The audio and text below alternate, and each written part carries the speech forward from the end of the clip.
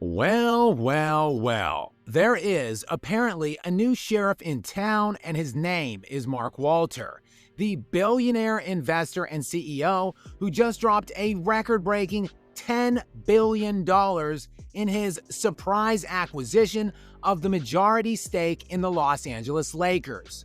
And seemingly now that the village idiot bus children are finished running the organization into the ground while bootlicking, jock-sniffing, and acquiescing to the every whim of their self-proclaimed king, the once storied franchise is finally ready to turn the page. Turn the page away from a guy hell-bent on honoring himself, and I want my damn respect too, while salsa dancing his ass out of the first round virtually every damn year.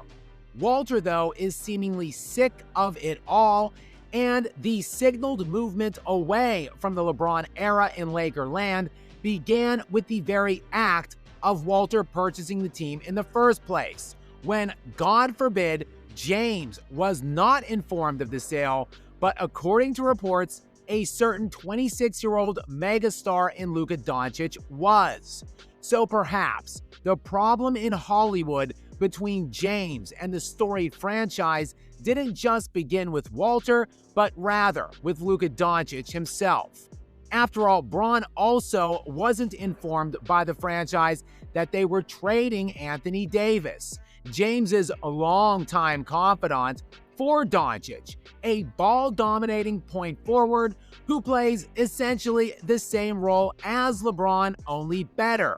And then, days later, Lakers GM and former well-renowned LeBron James sycophant Rob Pelinka was scrambling to trade for center Mark Williams, a player seemingly handpicked to play beside Doncic. But regardless of how we got here, it is pretty apparent the Lakers are finished with LeBron. That message sent loud and clear when LA did not bother to offer James a contract beyond his final player option year coming up next season, something which clearly rubbed James the wrong way as he issued a statement through his longtime confidant and puppet figurehead of the Clutch Sports agency, Rich Paul, about how LeBron wants to maximize the remainder of the years left in the NBA, and about how they are uncertain about the Lakers' commitment to winning in the short term for LeBron as they try to build a team to win in the future around Doncic.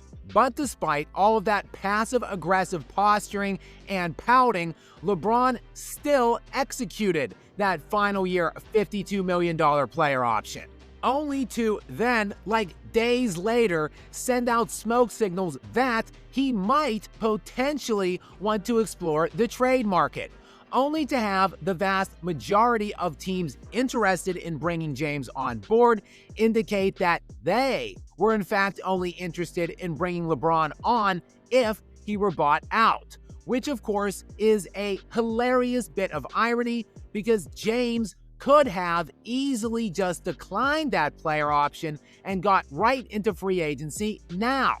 It looks as if, though, the fraud king has overestimated his leverage at this advanced stage of his career. Breaking news, LeBron: no contender is currently willing to trade viable assets, impair their future to help you try to team hop your way to one final chintzy-ass mercenary ring. And since there is no legitimate interest percolating around the trade market, Bron and Rich Paul have now sadly moved into doing what they do best: spin, spin, spin. Rich let us all know that there are actually 4 teams interested in trading for James. But of course, none of those 4 teams have been named, at least not by James's camp. That, according to a report offered by Dave McMenamin during a Lakers-Pelicans Summer League game in Las Vegas last night, a game LeBron just happened to be sitting courtside at, and was asked if he wanted to come on air for a quick interview, to which he responded, quote, "I ain't got nothing to say." Other than, of course, 4 teams want me. And oh, sure, guys. I'm sure there are teams that want to trade for old man Bron. And according to Scoop Jackson, those teams are the Mavs, Warriors, Cavs, and Clippers. And if you believe that report, I also have a bridge to sell you. Sure, I might be able to buy the Warriors, but what exactly are those other teams trading?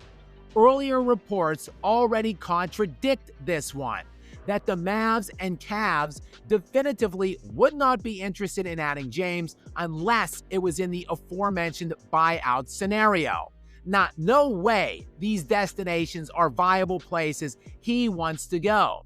He will now instead be forced into playing out his final lame duck year with a team in the Lakers that don't really want him, while they have clearly moved on to the younger and better thing.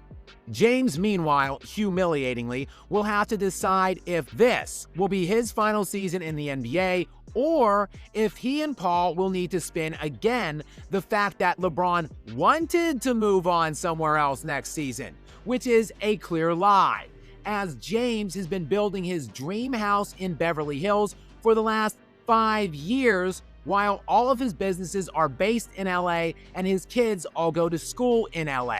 Make no mistake, LeBron fully intended to finish his career on his terms in LA, a message he sent loud and clear when he vetoed a trade to Golden State at the 2023-2024 trade deadline. Now, though, LeBron has overstayed his welcome.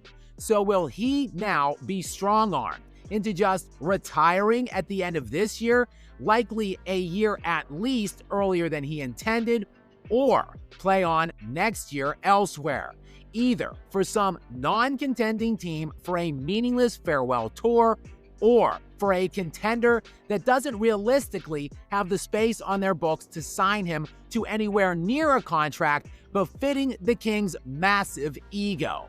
LeBron, relegated to ring chasing for a vet minimum rate in his final year? What a humiliating exit this is shaping up to be for LeBron James. But hey, look on the bright side. At least he can always jump on his revisionist propaganda podcast with Steve Nash to try to repaint the facts of it all. It certainly wouldn't be the first time he's done it, and it definitely won't be the last. Guys, many thanks as always for tuning in with me. If you did enjoy this video, please do consider checking out one of my others. And of course, as always, make sure you are subscribed with notifications turned on to stay up to date with more from me. Until next time, guys.